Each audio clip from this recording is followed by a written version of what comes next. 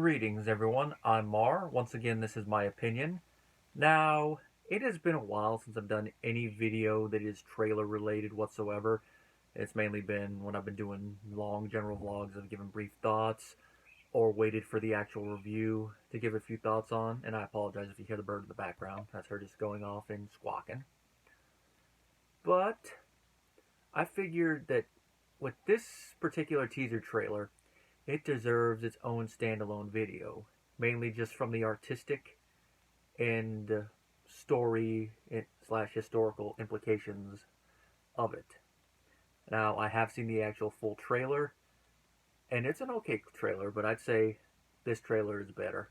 And that's a funny thing with modern trailers, is that usually the teaser ends up being better than the actual trailer, especially when the second trailer gives away too much. Terminator Genesis.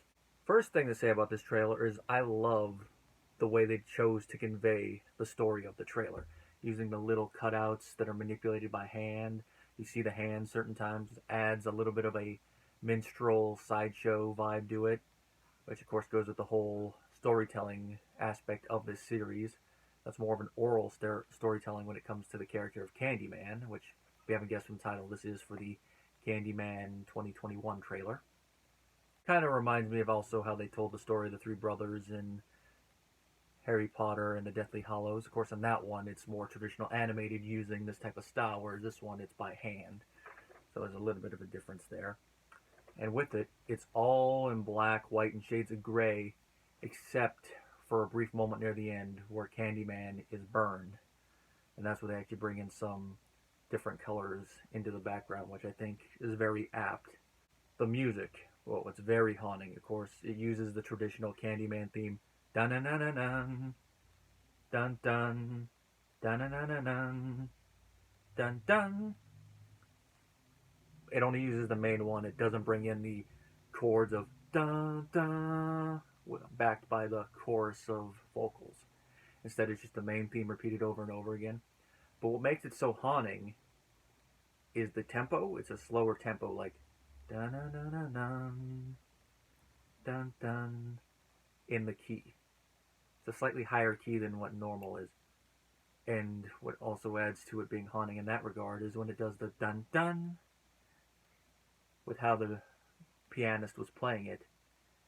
That last note before it starts over again comes out a little bit sharper, but I believe that is done intentionally to highlight the tragedy of what we, the audience, are seeing unfold on the screen. Speaking of the screen, there are 4 stories that we see unfold. It goes from general to more specific.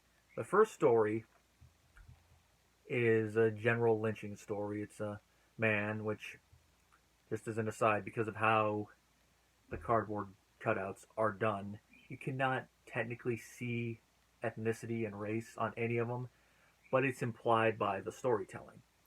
The first man we see in this first one is implied to be black, giving candy to children, which the candy, by the way, is also colorized. It's one of the few other moments I forgot. So a little annotation to that earlier comment. Police see him, they chase him to a building, and then they beat the crap out of him. Now, I'm sure that there is stories of lynchings like that by police on African American men and other minority men that did nothing other than stuff out of the ordinary. But the whole thing of giving candy to children you don't know, that ties in with that whole stranger danger thing. Not saying that it justifies the police's action in this first one, but you can see how it weaves in there, but then goes into the police abusing authority. And this one, you can read it as just an adaptation of the plight of minority men, more specifically since the subject African American men, and their negative interactions with police. Some of which seems to still be going on into the modern day, if that whole situation last year is any indication. I'm not going to get into that whole thing in this video, but you all should know what I'm talking about. And it's a nice way to start it to where it's more generalized, and anybody in the audience can connect it to any specific instance throughout American history. The next one is still a little loose, but you get a little bit more specific with what you see. Because it's a derivative of the death of James Byrd Jr., who was a Texas male who was beaten, humiliated, and dragged behind a truck for 3 miles on an asphalt road back in '98. Think about that. 1998. And there were still idiots around doing crap like that. If you just hear that story, you would think, when did that happen? 1955, 1960? Nope, 98 is one of those ones that are like, idiots. Sad thing about that is, I guess, from what I read, he got in the car with them intentionally at first, and then they did that to him, which seems to be one thing they changed for this adaptation, because with how the story progresses, he's at home, these men come to his house, grab him, beat him off screen, tie him to a truck. We don't actually see the dragging, it was just implied, but we see the aftermath, where the animation puppet thing is, you could tell from how the face is like, ooh, he's been dragged, and then he's left by a tree and they drive off. Now, that first part could also be a adaptation of the Emmett Till story, which, if that's not a name that's ringing a bell for you people that know American history, Emmett Till was a young African-American boy who was visiting family in the South. If I remember right, I believe he was from Illinois. And he had the misfortune of offending the wrong white woman in public. The way I've heard it, he like winked at her or said something to her. He was staying with his grandparents, if memory serves. That night, a bunch of people from the town show up at his house and tell his grandparents, "We'll come for the boy." And that was the last time anybody ever saw him alive. You could tell from them doing that it's them sending a message to the entire African American community of that town and any other African Americans that would come from the north.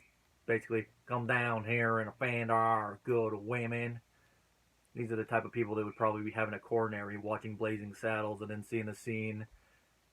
Or, hey boys, look what I got here. And where are the white women at?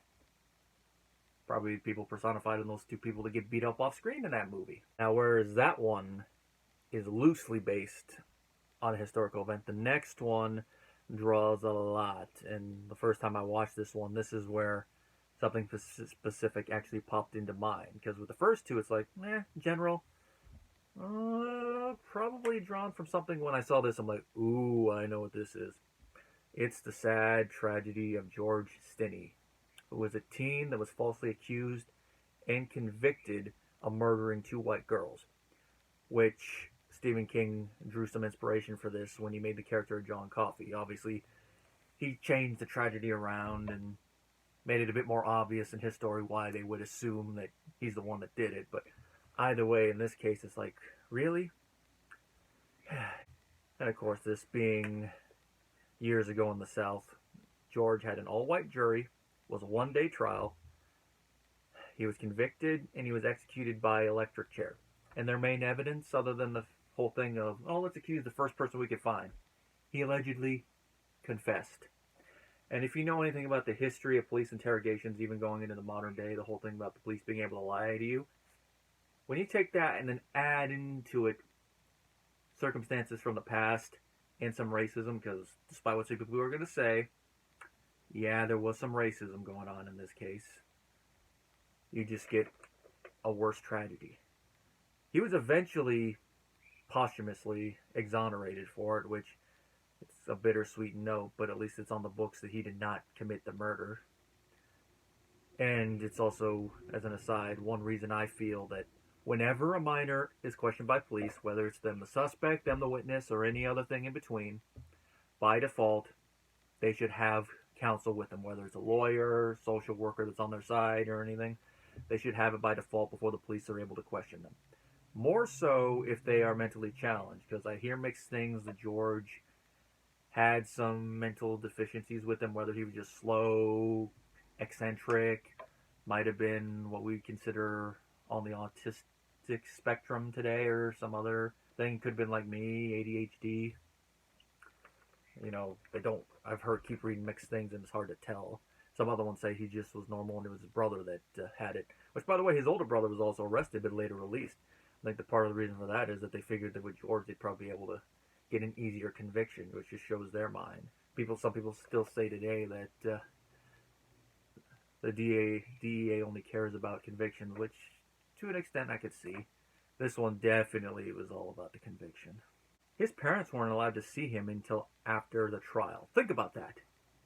Your son is accused of a crime, being brought up on charges, and they're not going to let you see him until after the conviction. I'd say that the racism is playing a little bit of a part in that one too. Because I believe, first of all, given the time, unless they actually caught him red-handed, I don't think at this location in this time period a white boy of similar age and social standing would have been brought up on charges. And if so, his parents would have been allowed to see him. Unless they were from a family that was so ostracized by the community that they're like, oh, it's them McCready boys, let's get them. But here, oh, and just the way that they actually do the whole thing where George is just riding his bike, minding his own business, and all the children point their hands at him. Which, like I said before, you can't really tell the ethnicity based on how they do it. It's just the way it's presented with the haunting music.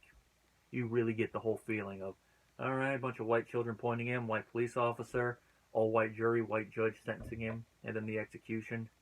Just the way it's presented, the camera panning past all the jurors lined up in matching suits, all looking the same. And then the judge going like, guilty, and then cutting to him sitting in the electric chair. Even with bare movement, you could tell that George is scared in that moment, as rightfully he should have been with what was about to happen. A major injustice. And then now we come to the longest segment, and that is the trailer's adaptation of the story of Candyman. Even if you've only seen the first film, they do a pretty good job of telling Candyman's backstory in that one, but it's not until the second film where we actually get to see the story actually placed on screen through a flashback that Candyman tells his descendant, which I'll get into some of the implications of that story when I actually do my video essay of the entire trilogy.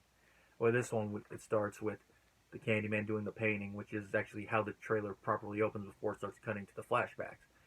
It's just not him actually painting his lover, it's more general painting. And whether or not it's actually Candyman or not is open to interpretation. I believe the main character in the new one is also a painter, so it could be him. And it cuts to with Candyman. It starts with him doing painting, cuts over to his lover, which I do love that she's holding a rose while he's painting her. And to imply what eventually happens with them, I love that she drops the flower.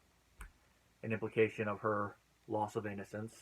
Because if you know this time period, the whole thing about women was when you marry them off, they got to be pure, which is kind of a half-ass old mindset, but it's for the time period, so throwing that implication in there is pretty good. Then next it cuts to her crying while holding on to her dad, so obviously she just found out she's pregnant with Candyman's child. She has to tell her dad, or somehow her dad found out. He's mad. Candyman shows up, he's walking in the doorway, he's holding a rose, and he drops it. It's the loss of innocence on twofold, both from their love and from his normal life, because I hate to use the phrase, but for historical sake I have to, his life is now forfeit. Then it cuts to the dad and everyone chasing him. They catch him and they lynch him. They cut his hand off, which you only see the saw begin to go. It cuts away, then you see the hook being pushed in, and you see him burning, which I like the added fact that as he's burning while they're watching, you actually see his ribs. Because if you've seen any of the other movies, you notice that one of the things that's underneath his cloak is his ribs. You see his rib cage and bees coming out. We only see bees a couple times, once in the opening and then later. So we don't actually get to see them do the swarm thing, just go right ahead to burning. But for an abridgment of the story in this trailer, it works. Now the final, to use a musical term, stanza of the trailer, as it cuts back to the painter from the beginning. A bee goes into his eye, and then it goes back to each of the four men that we just saw. Them laying there and then slowly rising up. And we do see some orange and some light yellow behind them. Now, this is very haunting with how it's presented with the music. And then, of course, we see Candyman's hook come across the screen before it cuts to Candyman. The implication here is it took me a little bit while pondering this trailer to try to guess what they were going with here. This is tied to the oral storytelling nature of the Candyman films. I mean, as I said already, if you've only watched the first film, you really do get that it's oral storytelling that goes back all the way to the post-Reconstruction era, and probably even before then, a little bit. With it, we don't know if Candyman actually exists for the first half of that film, and then later on we find out he does, but we don't know how much of his origin is actually true. And this even connects with his "I am the whisper in the classroom. Without these things, I am nothing." In the second film, we find out that his backstory is actually true. Some of it's been changed and switched. I mean, the first film and even the beginning of the second film says it happened in Cabrini Green, but then later we found out it was New Orleans. So story changes over time. I mean, anyone who's played telephone knows that. I mean, you could just be in a group of 6 by the time that story gets back to the one who started it. There's going to be differences, some slight differences. Now with this one, it's that as their stories are told and retold, it gives these figures new life. Now, what that life is dependent on the context of how the story is retold.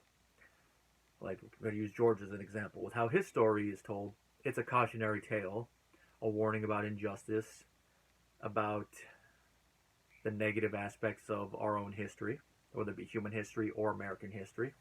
You can even go back and say state history to make it more specific, and even city history. You can connect it to that old phrase about history: those who don't learn from the past are doomed to repeat it. The cautionary tale there. And the other 3, you can apply that to. They're more general cautionary tales. And in that regard, that's why those 2 are probably a bit more general like that. It's more like, my friend told me this story about a guy who was giving out candy and the police beat him up.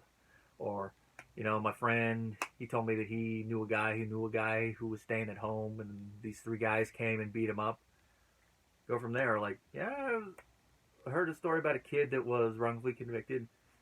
Cautionary tales. Now with Candyman, with how his goes, depends on who's telling the story. As we saw in the first film, the residents of Cabrini Green hold Candyman in a certain regard. Like, there's a dark respect there for him. I mean, they paint murals of him for a reason. However, they also fear him, and that's because of the violent acts that he does as a vengeful spirit. And it's one of those things that we never actually see him attack anyone from the African American community in that film. The closest is when he kidnaps the baby, but that's because of Helen and her whole thing. So you could say it's kind of her fault that she does that. But then when he gets his soul released by her in the context of that film, they do show up at her funeral. That's also because she saved the baby. Now, when it's the context of someone who is of white origin telling Candyman's story, there's a couple things you can go there. Like with Helen and the doctor in the first one, it's more like, oh yeah, it's just a wise story. No, maybe some slight historical basis, but it's been told so many times, who knows what's going to happen. And we all know what happens with both of them. Their whole doubt. Now he must shed innocent blood. It's not mentioned in the trailer, but of course the whole Candyman name even comes from the people who lynched him mocking him while he died because of the whole honey thing. And you could take it a step further, that as the story was told and retold, that mocking title stayed because of that. And just no one connected it back to why Candyman even exists as a name, other than, maybe it's something to do with the honey that someone else added years later. Truth and myth. They become so intertwined as stories are told and retold again and again that at the end of the day, you just don't know what to believe anymore. And that is more for stories from the past. As with those first 3, you can find the truth if you look far enough, but if you just go off the friend of a friend telling, like I mentioned before, you're in the same boat. You just don't know what to believe anymore. And of course, in modern day, you still sometimes get that. That's the whole thing about trusting the news media, which I'm not really going to get into this video, but you can read a little bit of that view into that. But with stories from the past, like Candyman's, you're looking at it like, the truth, myth, which is which. And as the story keeps getting repeated, with both of them still being mixed, and the only thing you have to go on is that which is which, the life of that story continues, and no new viewpoints are added to it. Maybe some of the context is changed as the story goes from place to place, like I mentioned with the Cabrini Green thing, but as long as the story is mentioned, the central figure still has life. As Candyman himself said, he is the writing on the wall, the whisper in the classroom. Without these things, he is nothing. The more his story is told, the more life is breathed into him. And the same thing is with the other ones. The more their story is told, the more life is breathed into them. It's just the context of when and where the story is told, why it's told, and who's telling it, as I said. With Candyman, it told doubters, non-believers about the validity of his story, his suffering, and as such, he's a vengeful spirit. Whereas with the other three, if they were given similar life, they would probably be more lost souls looking for release. Now, whether this new Candyman film is good or bad is yet to be determined. We gotta wait for it to be released. Either way, you'll probably have some interesting ideas, but even if they are good ideas that are executed poorly, at least this trailer raises some thought-provoking issues when you look at it more than just a teaser trailer with animation. And I hope this video has given you some